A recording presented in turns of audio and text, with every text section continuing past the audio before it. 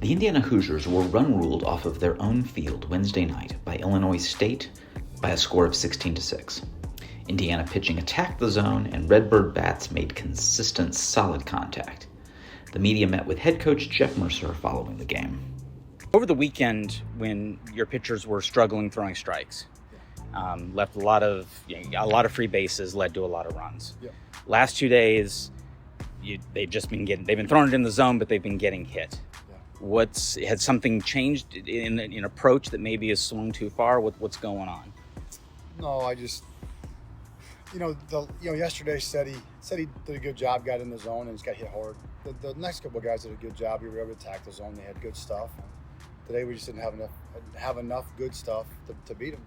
And those guys have to get better. Our midweek group has to get better to be able to give us more length without overusing the weekend crew. Obviously, with Tangini down, it made it a little. You had to pull some guys from the midweek crew to the weekend, and that made it a little more difficult. But no, you got to have stuff, and so the stuff group didn't do a good enough job this weekend throwing strikes, and so they were around the zone but not in the zone. And then the group that we just didn't have enough stuff today. I think we had 4 strikeouts, and so without enough stuff on the plate, with the wind blown out, and a really good offensive team, it's going to be a tough day. And obviously, we'd hoped that Bennis could give us a little bit of length there. He's shown the ability to have stuff. He wasn't able to do it, and Whitaker just got hit really hard. So, no, I don't know that it's as much as it's more of like this the group of guys that we're throwing, the guys that have more stuff and are able to get in the zone. We weren't able to do it as much this weekend, and then the guys today were more in the zone but didn't have the stuff to put guys away with it. You did get we got our first look at Rybarczyk today. Yeah. Can you just talk about his? He's coming off injury. How is he developing at this point? Yeah, he's doing really well. His pitch counts are working up. I thought today was a good first day for him. The changeup was good. Landed a few sliders. I've seen the fastball a few ticks harder, but obviously the first day out, I thought I was really pleased with it. So he'll be able to each week hopefully work up and be able to give us a little bit more and more. But yeah, no, he was really good, super competitive kid.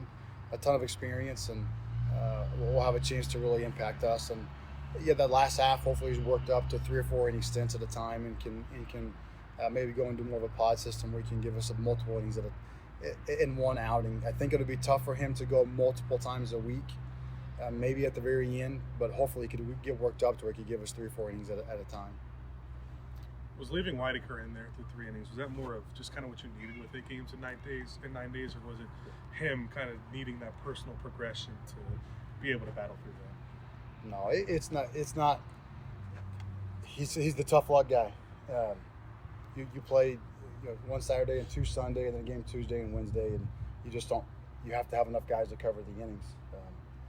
There's an integrity standpoint that goes into you schedule the games and you're going to play the games, and you look at it and it's going to be tough. Right? It's going to be tough to cover all the innings the way you want to in so many games in short order, and but you don't back away. You made a commitment. You're going to play the games, and that means that you're going to have to go out there and cover them to the best of your abilities. And once Bennis wasn't able to go like we had hoped he could give us 2 or 3 maybe, then Evan was kind of the guy that was going to have to cover him. And the truth is that you just can't run, and I really appreciate the guys that want to get back out there, Bothwell and Phillips and Kraft and those guys. They want to go today, and they're over there tugging on my sleeve. They want to go today, and but those guys threw over 60 plus pitches. Ty threw 100 pitches.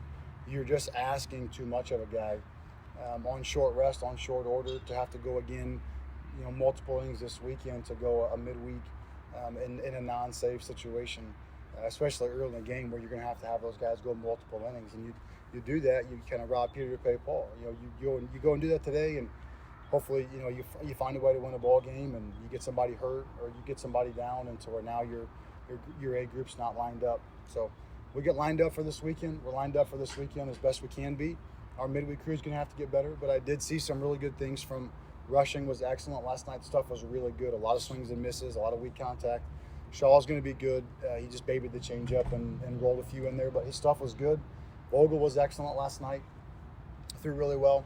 Berg got back in there today, got a couple of ground balls. Keister was a lot better today. And so if you start stacking those guys up and working those guys up, you start adding those guys to the mix. Holderfield was excellent last night. Moved him to the other side of the mound, started working the changeup more. He was excellent. So I know it stinks. I hate losing. I hate losing. It's terrible. It's miserable. It's all those things. But as we get back on hopefully a more consistent schedule, get some of those guys worked up, cover those innings more carefully. But at the same time, you can't, in my opinion, risk injury and risk the course of the season to run guys out in a midweek in a non-safe situation where they have to cover multiple after going 60 to 100 pitches just a few days ago, and then be asked him to do it again on the weekend. So Evan was a tough luck guy today, but he's also a good player. He just has to get better too. He has to get better. Are you feeling good about Tangini being available this weekend? I think so. He felt a lot better today, threw a little bit yesterday. So he was moving around better. I don't think it's a long-term deal.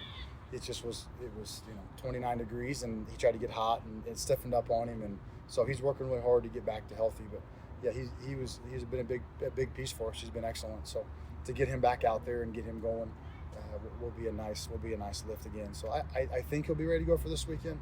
Hopefully Friday. That's kind of what we would think is we'll probably start Moffitt or Phillips, and then be able to go to Kraft and Tangini and those guys. So that would be ideal for Keene. One positive is you've obviously had several games where you've gotten down big early. Yeah. And a few of those games, the offense didn't produce anything. Yeah.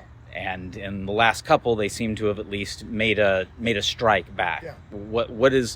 What's going on with the position player group, and how are you motivating them when they're down by 10 runs? Sure. Well, I told them the same thing, and I thought it's hard when you're down. It's hard when you have a long inning like that. But we did. I told them it wasn't a lack of effort. It wasn't a lack of trying. It wasn't a lack of investment.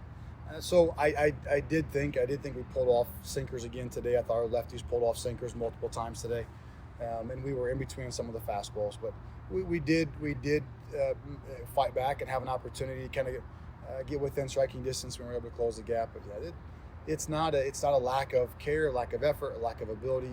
We just have to adjust. We have to find a way for those guys to offensively be able to use the big part of the field consistently and get them back going again the way they're capable of going. And then on the mound, just find an avenue for some of those guys to be helpful in short stints and advance the game. As far as the read of the room, I mean, this team hasn't gone through it losing like this in a long time. Yeah. Are you worried about the room? How does it feel in there for you with the leadership that's in the clubhouse? No, they'll be fine. No, they're fine. They're in a good spot. You go through it sometimes. You go through it, and we went through it a little bit last year, the Maryland series. We went through it early, 3-6 in your first couple weekends, and so you go through it, and you just have to kind of persevere and fight and advance and making adjustments. And no, they'll be fine. It'll all work its way out. It'll be fine. But no, it's hard. It's hard, and they want to do it, and we want to do it, and all those things are true. And I always tell guys, the best indicator of future success is past success. And so we've had success this year. We've beat good teams. We've been a good team. We'll be a good team again. Today we weren't a great team, and so we'll get back to it. So they're okay. They're doing a good job, leading the group internally and advancing and working and all the good things that you would want them to be able to do. Having good energy and enthusiasm and getting better. For example, Tyler Cerny hadn't had a good couple days defensively. Comes out today early, gets his early work in, and I had a really good day defensively. We've seen Tyler be a great defender. The first couple weekends, Tyler was a magnificent defender. He was incredible. The Duke game, he was the star of the show. We talked about it afterwards. He had a tough couple days. He comes out today, gets his work in, and has a really good day. Returns to the plays, makes a couple really nice plays, and that's a microcosm of a larger scale. Like you go through it. You got to get back up and get back to work, and you'll be fine. I did like a couple of those guys. The response from Keister after having a bad weekend, the response from Bird today. Watch those young guys get in yesterday. So we just got to get those guys in order and get everybody lined up, get them squared away, and then have the flexibility to get somebody out when it's not their day. Okay, this profile is not a good matchup. We're not having success with this. Let's get a guy out and have the depth to be able to get somebody else in there that can match up. And the last 2 days, we just haven't had the depth to be able to really get a guy out when it's not a good matchup. But we'll get back on schedule, and we'll be fine. Talked about a couple of weekends, guy. You said they wanted to go today. You didn't want to do that this week. Do you ever see there being a point where you do feel like you need to get some of those guys in these midweek games. You lose a couple of at home now. Yes, you're right. That would be ideal. It's just that you typically would have, so you have your Friday group, your Saturday group, and your Sunday group. Well, you can bring your Friday group back on a Tuesday or a Wednesday, and then they're back up for a Friday. The issue is when it's the Saturday 2 on Sunday, now your Friday group that would have gone typically Friday is now going Sunday. And so now you can't bring them back up on a Wednesday, especially after you have Tuesday. So, yeah, if it all works out differently, you have to get 56 games in. So the group yesterday throws today, it's probably a totally different outcome. I mean, you've got those guys that had stuff, and instead he got hit hard, but after the first inning, they did a good job. So, yeah, ideally we would like to do that. That's the plan. It's just when weather pushes your game to last from Tuesday to Wednesday and then Saturday night and to Sunday, you can't get them back up again this early in the season, or you risk long-term damage. But yes, ideally that is the plan. That is the plan. And it's my fault for not doing it the first week, but the reality is if we don't develop depth, we're not going to have depth. And so you don't have some of those guys that you had planned on throwing 150 innings or whatever. You don't have them. And so if you don't take the shot that first week or two to get some of those young guys in, if Ryan Rushing doesn't ever throw, then you never know what you got, just like Foley and Reisdorf.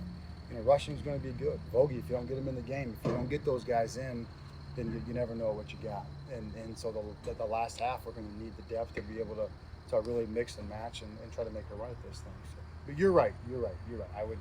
That is the plan. We'll do it as soon as we can once we know what we have, and then also keeping the in mind the health of the guys and not just their careers, but also the season in the long run as well. We've seen a couple of opponents make flips when they're hitting the bullpen, like Devin did today, but Devin seemed to actually be in control. Yeah, he did. That was an amazing catch. I told him in the locker room, kind of broke the seriousness of the moment in there. But I think kudos to him for making himself a really, really good defender. He is such a strong dude. I think probably practicing here every day and having the ability to kind of know the short wall and left and all those things gives you a little bit of an advantage to know to not go toppling over. But yeah, he was able to, I don't know if he landed on the table or something, or a chair and hold himself up, or maybe just has the strongest core in the world. He was able to balance on it like a seesaw. But no, it was an incredible catch. Oh, okay. Indiana hosts Belmont in a 3-game series starting Friday at 5 p.m. See you at the BART.